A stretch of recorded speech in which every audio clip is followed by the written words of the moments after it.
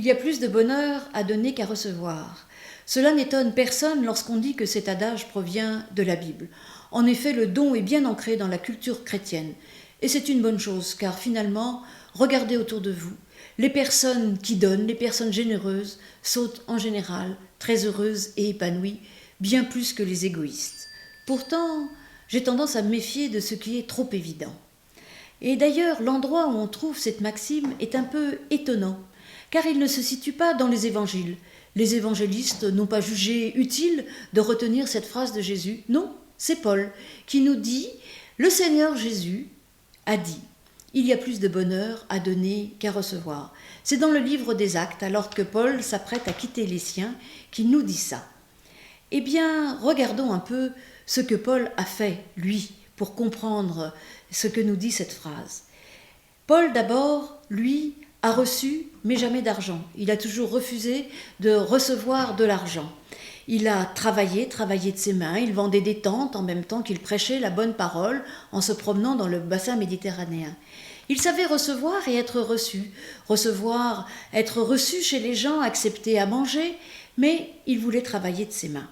Pour donner aux pauvres, nous dit-il. Eh bien, c'est assez intéressant et étonnant qu'ils ne veulent pas recevoir n'importe quoi. En effet, l'adage, alors là, africain, nous dit que finalement, la main qui donne est toujours au-dessus de celle qui reçoit. Et cela doit nous interpeller, car en effet, lorsque l'on donne, il faut toujours se méfier que ce don ne soit pas une manière de soumettre les autres.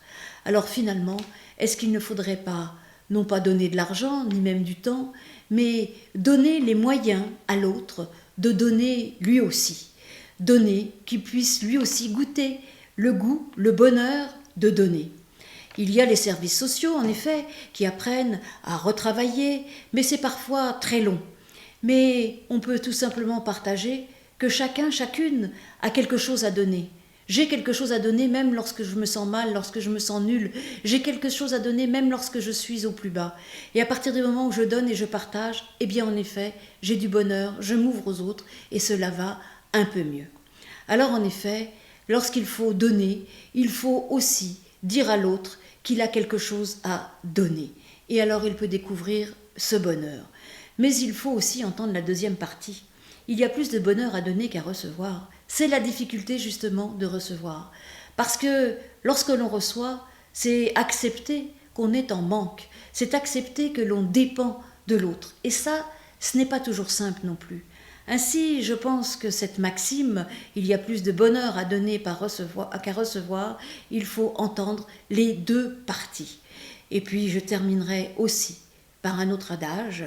Eh bien, s'il y a un temps pour donner, il y a un temps pour recevoir. Et heureux celui qui sait recevoir, il est aimé de Dieu.